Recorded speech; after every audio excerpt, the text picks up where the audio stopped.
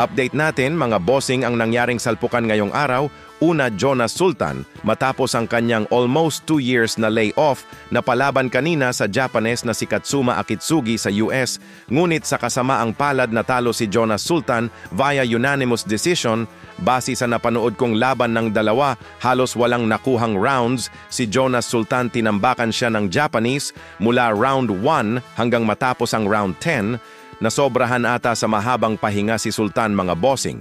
Dahil sa talo na yan ni Jonas Sultan, biglang nabuhay ang mga natutulog niyang mga basher.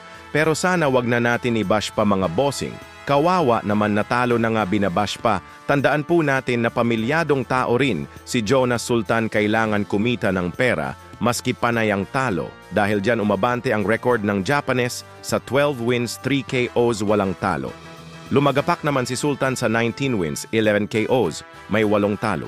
Samantala na depensahan ni Shakur Stevenson ang kanyang WBC title belt sa lightweight. Matapos niyang talunin si William Zepeda via unanimous decision, agad namang nagparinig si Shakur kay Tank Davis.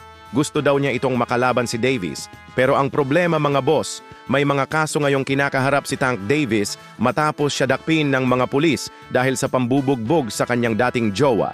Yan na nga bang kasabihan? Pagkatapos anakan ng anakan, sabay ginugulpi na lang, ibang klase rin. Sa ibang balita, kung kay Canelo Alvarez knockdown lang ang sinapit ni Edgar Berlanga, pero pagdating kay Hamza Shiraz mga bossing knockout ang sinapit ni Edgar Berlanga sa loob ng round 5, kamuntikan pang managinip sa lona itong si Edgar Berlanga. Kung babalikan nga po natin ang kanilang naging press conference, talagang minura-mura pa ni Edgar Berlanga itong si Hamza Shiraz, sabay hinagisan niya ng tibak si De La Hoya. Pero pagdating sa lona, matutulog lang pala itong si Berlanga